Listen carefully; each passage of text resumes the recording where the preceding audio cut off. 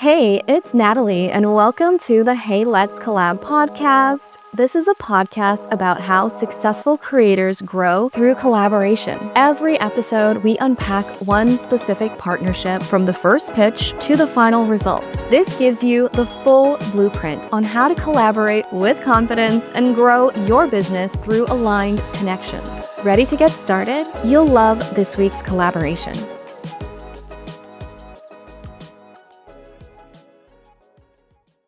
Hey y'all, I'm Natalie Bardo, and welcome to the Hey Let's Collab podcast. This is a podcast about real connections for online creators. Every episode, we unpack one specific partnership from the pitch to the results so you can learn how to collaborate with confidence and grow your business through aligned connections. One of my aligned connections is definitely Hailey Rowe. We've done a few things over the years, so thanks so much for being here. Thank you. I'm excited to talk about collabs. It's one of my favorite things. Yay, me as well. But hold on, y'all. Let me formally introduce you. Hailey Rowe is a marketing and sales coach and strategist for coaches, wellness professionals, and online entrepreneurs who want to book more clients and grow their online audience. She also hosts the Health Coach Nation podcast, 1% on Listen Notes. Woot woot. She's been named as one of the top 25 coaches in Chicago and one of the top 3 podcasts for health coaches. Since 2010, Hailey has worked in the coaching industry and in business development / marketing for startups, and you're incredible. Just in case anyone is wondering. Thank you. So my first question for you is, what does collaboration mean to you? Like to your businesses or your business and your company?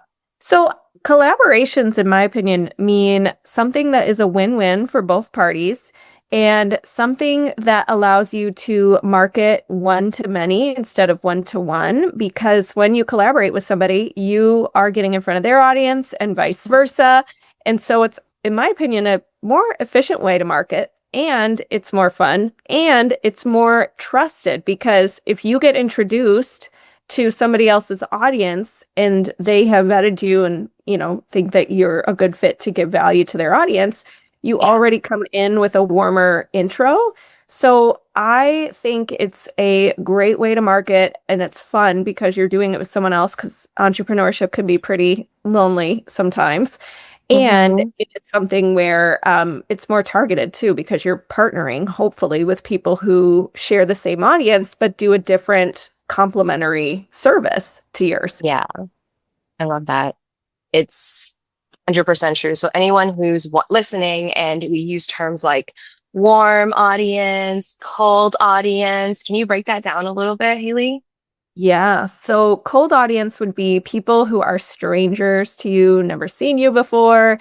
They're going to need a lot of touch points to build trust. And touch points are pretty much anything you're doing to nurture them. So a post they see of yours, or they sign up to your email list, or you guys send a DM back and forth to each other.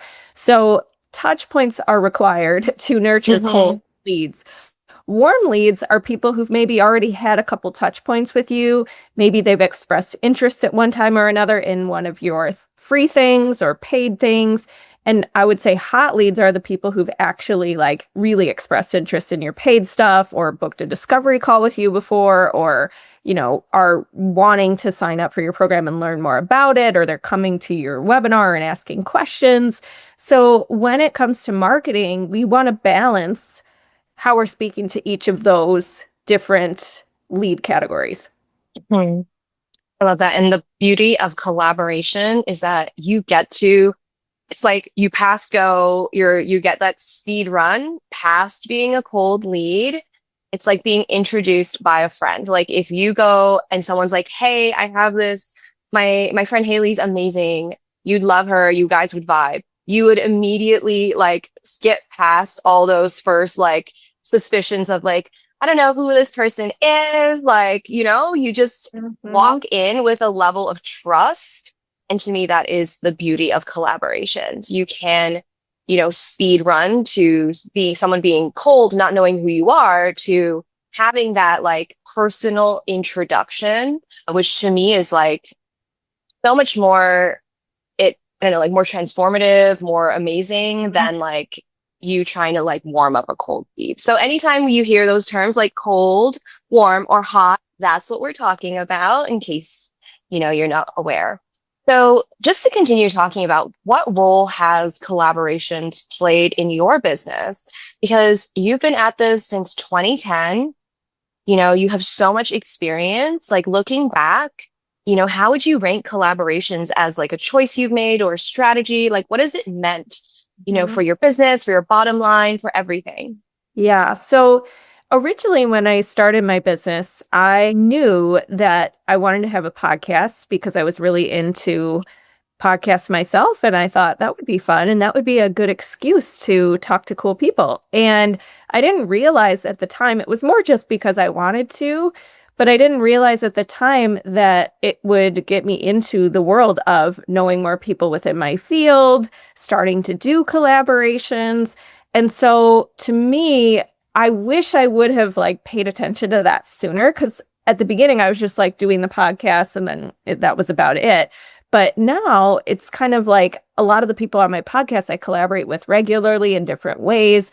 And so it's been something that number one has grown my email list because as you know, when you do a partnership with somebody, a lot of times you'll promote your lead magnet or freebie.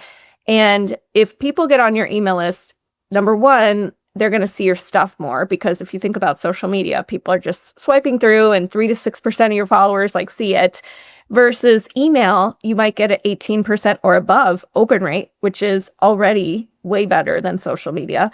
So to grow your email list with partners is a very helpful thing. And it has been in my business. And also it has become something where you can have affiliate partnerships. You can, regularly kind of keep the same partner. So you're not always reinventing the wheel with your marketing all the time. Now, not to say I don't continue to meet new people and network and all of that, but it just becomes like a easier thing for your marketing. And so for me, it saved me a lot of ad spend, I think, because I've just been able to leverage partnerships. It's grown my email list. It's grown my clientele because of referrals. And it allows you to get more visibility. I get people saying, oh, I heard you from so-and-so or so-and-so told me to reach out. And it's just been really helpful. And it's become, too, a big part of my what I teach to my clients now because it's worked so well. And a lot of times they're starting out and they have zero audience. And I think a lot of people think, well, if I have zero audience, no one's going to want to collaborate with me, which is, it's not always true. Yeah. And there's other value you can bring to a partnership. You can make it really easy for them. You could make all the promo assets. You could, share it where you do have at least some Facebook friends or whatever.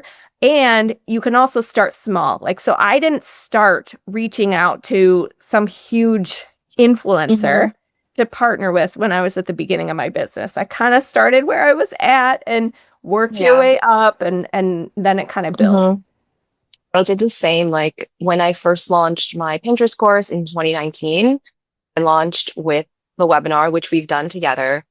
And I didn't reach out to any strangers. I literally started with like, okay, who do I kind of know from maybe Facebook groups, from, like when you're when you're an online creator, if you kind of like just peep your head up a bit, you'll notice the same faces pop up in, the online spaces. So I just like made a list of 5 people who I had become friends with, through this journey. And I was like, hey, can we do my webinar for your audience? And that's really where it started. And I completely agree with you on the repeat ability of it. Many of the guests you all will hear on this podcast, I've done my webinar with them not once, not twice, some of them 3, 4 times, and they're blocked in for the 5th time in this year because it's something that's reliable. I think it's a safer bet, like knowing that, hey, we did it once, we did it twice, it went well, and not do it a 3rd time. I love that. All right. So what specific collaboration are we unpacking today? Yeah, so I'm going to share a partnership. I won't name the company just because I didn't get their permission, but a company that I partnered with because I take discovery calls. And one of the things I always ask is, what's your background and how did you get into, I work with a lot of coaches and a lot of online service providers, and a lot of times they do a certification.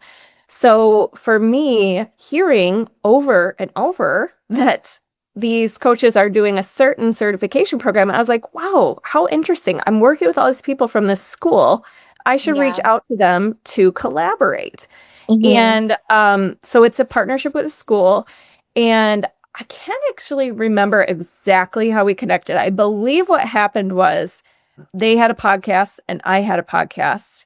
And I think I had reached out saying, hey, I'm coming across a lot of people from your school. It would be really fun to collaborate. I noticed you have a podcast. Maybe we could Hmm. explore that. And Hmm. then we started the relationship. And I think it's a big, important lesson to hear this, where if you're like, oh, well, the thing I want to do with my collab partner is I want to do a guest webinar for their audience, or I want to Hmm. do, I want to be a part of their summit or something like that. I didn't go in saying like, oh, it's all a waste unless I get to be on their summit or whatever. It was more like, let's start the relationship. And then what happened was, I think we did the podcast. I had them on mine and vice versa. And then what happened was more collabs. And the podcast was helpful. I did get leads from it. But what was even more helpful was when we reconnected and I was a speaker at one of their online events. And then what was even more helpful, so I think I got a couple hundred email leads from that. Yes, it's stacking up. And what was even more helpful was when one of my clients was speaking at their events and said, oh, Hailey's so great. And then more people. So, and then I did it again the next year. So it was all building up. And I think that's one thing that if you're going to do collabs, go deeper with the ones that are working for you rather than wider with a bunch of random people, because you might only need a couple really good partnerships to really get Yeah. to whatever your target goal is. Hey, pausing the episode because I really wanted to tell you about my collab starter kit. It has everything you need to start collaborating, even if you've never done it before and don't feel expert enough. With a step-by-step guide, outreach templates, tracker, and more, the kit takes you from I know I should be collaborating to I'm ready to send my first pitch. It's available at heyletscollab.com for $36, but if you sign up for my free collab scripts, you'll unlock a special discount. Link in the show notes if you're ready to start collaborating with confidence. Love that. Like you can just like I'm constantly like pitching new ideas, right? So even with you, like we've done things in the past. I'm like, podcast, Hailey, like you're one of the Yeah. first names I wrote down because it's just like there's an ease, there's a trust. And especially if you are listening and you're like, okay, I'm just starting out.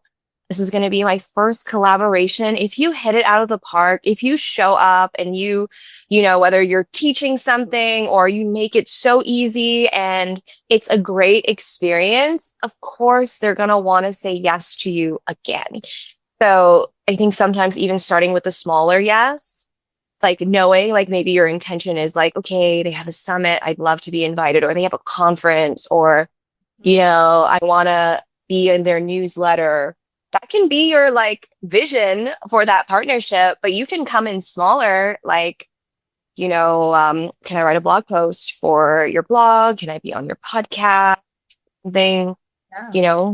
more easy yes, right? Then, Mhm. so we have the actual email that you have. Could we read it? Also, just a reminder, Yeah. everyone, anytime we're dissecting an email or a DM, head to the website, heyletscollab.com, click on that link and sign up and get those collab scripts. I'm collecting them for you all so you can use them as inspiration for your own outreach. Yeah, so let's share it. You don't have to read the whole thing if you don't want, but like, let's just Yeah. Do you have explore it? it. Or should I pull it Yeah, up? you want me to read it? Sure. If you have it already, that'd be great. Okay, awesome. So I came across the mysterious something program and see a strong alignment with the audience I serve. Would you be open to exploring a collaboration? Work with aspiring coaches and certified wellness and life coaches who often want to expand their certifications and areas of expertise. Perhaps we could establish a referral partnership or guest training for each other's audiences. I have an online community of over 25,000 coaches, healers, and other wellness professionals, helping them start and grow their businesses and clientele. So if anyone's been listening to previous episodes, we talk about saying like, this is the little bit of the, I don't know, like the chest. You're like this, the 25, thousand coaches, like making yourself, I think, seem like someone they would want to partner with. Is that why you mentioned this, Hailey? Exactly. So I added up my network at the time of LinkedIn, Facebook, email, Facebook group, all the things. Mm-hmm. And you want to establish why would they want to partner with you? So, it's if you don't have a big audience, you don't have to use that. You could say, I have 20 years experience in whatever expertise or, whatever it would be. But you do want to add something because everyone's busy and we want to highlight, like, why would they even want to explore this with you? You don't want to go on and on about yourself, but you want to have at least like one sentence where you're just highlighting, like, what would be in it for them. Mm-hmm. And it could even just be pulled right from your bio, like your short bio, where you're like, this is who I am, this is what I've done, this is who I serve. I think we should just be really clear. And something I've noticed, and maybe we can talk about this a little more, is when I get like random invitations to collab and they're just not clear on even what the collaboration is, who their community is. Like it's just super vague. So I think giving, some strong reasons why they should say yes. And then you go on to talk about your podcast, which is literally ripped right from your bio. I also have a podcast in the top 1% of listen notes with past guests including. And then this is where Hailey's like, name drop, name drop, name drop, right? So excited to talk more. Thank you. Once again, if you want to see this email, sign up for those collab scripts. How did this email go? Like, walk us through it. Yeah, so this email went very well. We had a collab call. So usually the next step is a collab call. Now, nowadays, I have a collab guide, which actually is a pro tip. If you're getting so many collab calls and they're like, you're sorting things out and whatever, and you want to make the whole process easier, before I would have a call and we'd talk about, what do you do? What do I do? What kind of collab might make sense? Where do you market? Where do I market? Okay, let's pick something. Let's start somewhere. Here's the next step. So you can do that all day, every day. But what I've started to do now is I'll also have a guide that I say, okay, let's say they say yes. What do you have in mind? Or what should we do next? Should we have a call or whatever? And sending the collab guide, which gives an overview of here's different ways I partner with people. Here's the topics I could speak on. I have a referral program. Here it is, like in a little overview, not something super long that gives them like homework, but just to say, yes, let's have a collab call. If you want to take a peek at this so that we can figure out which resonates, like what kind of collab swap resonates with you, and send that to them to kind of check out if they want. It makes the process so much easier. I've had people be like, oh, wow, that was really helpful. Because now our collab call is 15 minutes instead of sorting through all of our idea, so it's something too that you can incorporate if you want. But usually the next step, and in this case at the time, it was a call and then we planned our collab. Do you remember what your subject line is? Or if you're sending more of these type of emails, what do you usually put as your subject line? Yeah, so many of and this happens with my clients too, because I look over their collab pitches. They'll put the subject line like a collaboration opportunity or, something where it's like, the reason why I get, yes, it's direct, but it screams like, here's more work for you to do. So the way I like to make the subject line is something like, connecting or idea or question or like something that isn't like, oh, when I open this email, it's just going to be more steps for me. Shoot. Yeah. And I also have experimented now when I do collab pitches. I sometimes find that reaching out via social media DM instead of email gets a faster response, or it gets me to the right person to connect with. Because sometimes what happens is I'll reach out through social media and they'll be like, oh, we don't handle that, but you need to talk to Dave. Here's Dave's email. And then I get the right person instead of the general like support email. For that DM, what do you usually say? I know we only said one, but y'all, let's talk about pretty two. much the same thing.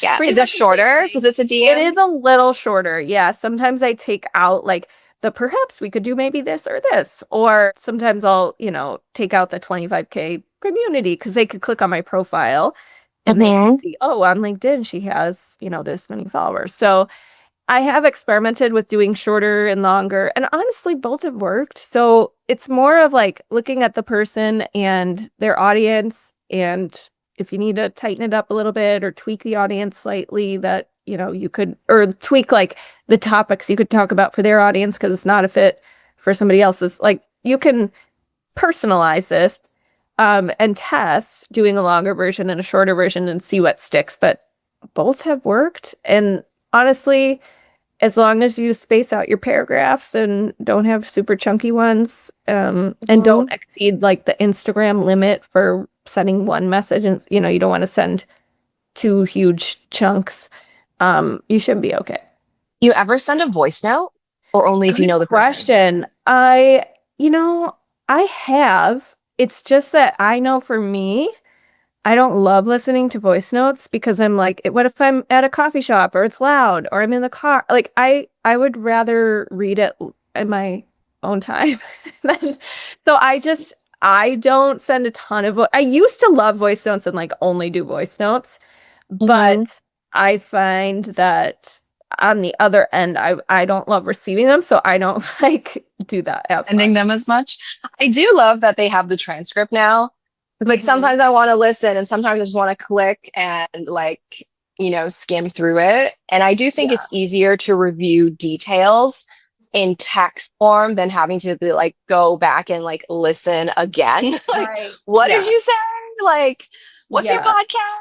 Like, and you're right. And I do think it adds a like personal touch and some authenticity. So I guess that is because, with the pitches, you could copy and paste, and sometimes people don't like feeling like, oh, it's a copy and paste thing. So I guess the voice note kind of negates that. But I don't know. I guess I have mixed feelings.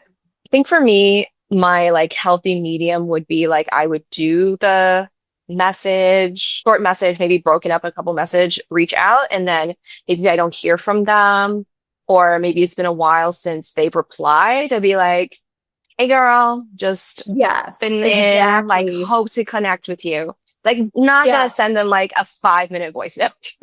Oh, for sure. No, you bring up such a good point that actually for the follow-up, it could be a great thing because you're taking a different method. Like when you're following up, no one wants to be that person that's like, hey, it's me checking in again, bumping this up. Hey, it's me again. Like you want to follow up in unique ways. So like sending a voice note, like, hey, I just saw you were named as one of the top companies for blah, blah, blah in Forbes. Congratulations. Congrats. Yeah. I would love to reconnect about our, if you're open to collaborating. So that would be like a great use of voice note because you're changing it up. You're saying something authentic, obviously, hopefully. And that could be a good way to follow up for sure. Yeah. And it's definitely not copy and paste. I don't think we can do that. Right. Amazing. Okay. I have got, like, speaking of like what works, what doesn't work, think about any collaboration invitations that you have received. And what made it an easy yes? What were some green flags that, if you got an email, it wasn't like it was like oh, okay, I'm gonna reply to this. Like, what have been those green flags for you? Oh my gosh. So what comes up for me when you say this is that actually now my brain's flashing all the things I say no to instead of what I say yes to. Next. So what do you say yes to? At least one thing. So what I say yes to is when they clearly understand what I do. Like I see you work with this niche, and this niche. And and they have a clear idea in mind and they're direct. I actually don't like when people are like beating around the bush and not like saying their intention for reaching out. So I like clear, I like direct, I like not a super long message that takes me 40 minutes to read. And those are the ones that I typically and that present like a clear next step idea. Like, should we have a collab call, or do you want to brainstorm ideas or whatever? Those are the ones I say yes to. Love it. I also agree. Like sometimes the email will be super long, but there's like no actual information in there. Like you're not telling me when it is, you're not telling me what it is. I get so confused about that. I'm such a fan of like just sending a booking link. Like if they're interested, I know they're just going to click and do it. And it just cuts down on that back and forth, especially like if I'm reaching out to you, I want you to say yes. So I think like I make that an easy yes. Love it. Okay. So let's go back to the horrifying flashbacks. Like, what are the red flags that you're just like, no? Yeah. Okay. So I get emails. I probably get, I don't know how many emails a day about pitching to be on my podcast. And you can tell it's like a topic that I would never cover on my podcast. Like, oh, do you want to interview this plastic surgeon about like breast implants on your podcast about business? Like, what? Why are you reaching out? Like, are the breast implants, like is that an analogy for something? Like, your business is a boob. Like, I don't know where they would go I with don't that. know either. But it's like I could tell it's a mass cold email campaign. And so I'm like, no, thank you. And then also when people send me like, hey, can you watch this video of mine with this password you have to use to like log in to watch the video about my product? And then we can like, if you're giving me homework to That's go so like weird. watch. I've never thought that. Like, Oh yeah. I've gotten that on LinkedIn a lot. It's like, hey, I'm going to send you this video about my product.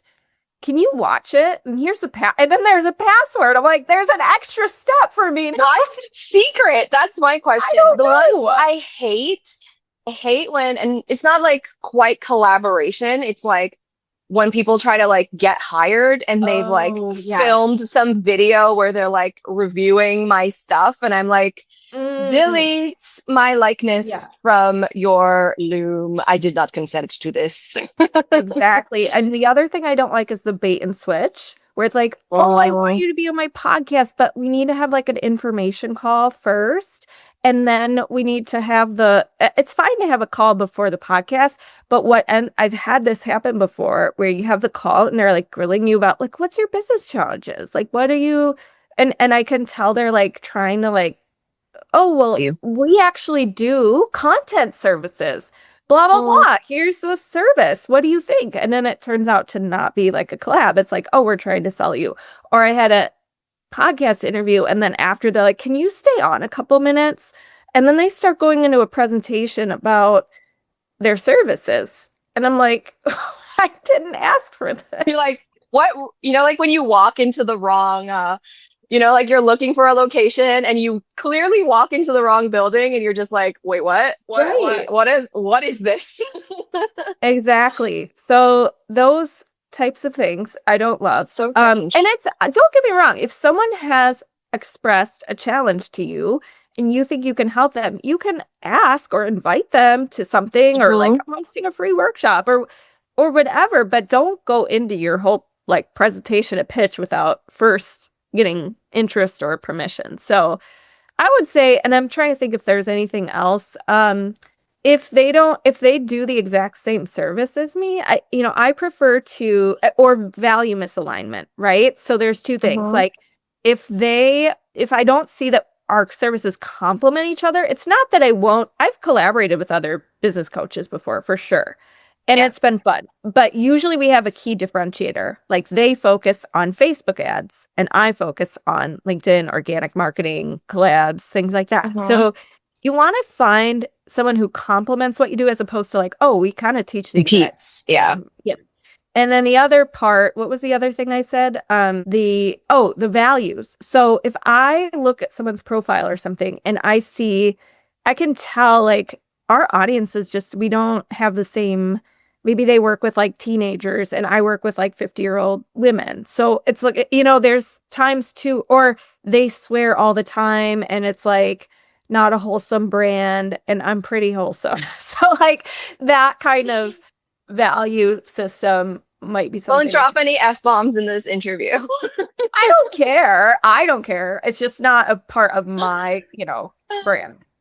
No one's sworn on the podcast yet, but it's early days. Early days. Anything can happen. Yes. I love that. That's really great advice. I would say it's just reminding me about also being invited to like an online magazine will outreach and be like, oh, we want to feature you for this. And you reply and they're like, actually, it's a $500 fee. And I'm Yeah. like, I'm good. And then they won't stop following up. We've all gotten those before. Or you want to be a speaker at this event? And then it's like $5,000 to be a speaker. Sign up for my speaking program. Right. Right? Oh my gosh. Okay. So speaking of thinking back to all the collaborations you've done over the years, what have been the tangible results of those collaborations for your business?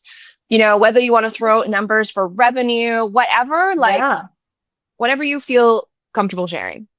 Sure. So one of my collabs led to one of my highest paid months. And I think it was like 40 to 45K revenue in 3 weeks or something like that. So that was cool. And then I would say 1 month when I did a partnership with someone in particular, I think I got 20 discovery calls, which was awesome because calls, sometimes you're using ads, sometimes they're trickling in, but when they all come in at once and it's one main source, that's very nice.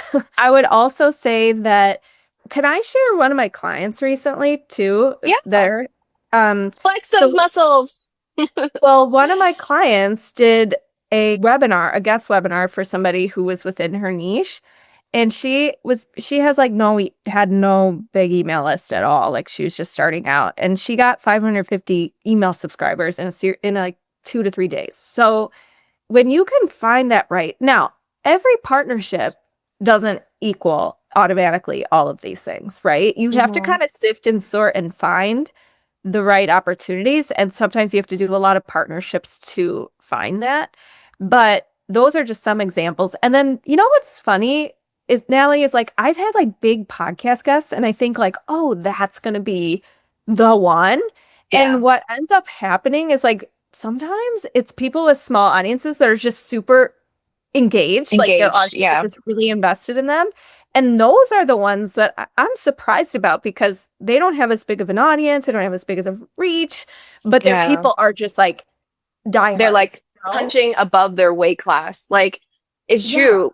So anyone who's listening and you're like, I don't have a big audience, like if you have an audience that like loves you, opens your emails, replies, like is so engaged, I think there's so much, you have an advantage because I think a lot of people who get super big, they're like not even scrubbing their lists anymore. They're not cleaning their email list. They've got people on there who haven't opened an email in like 3 years just to say like, I have an email list of 100,000, but maybe 1,000 or 10,000 are actually engaging.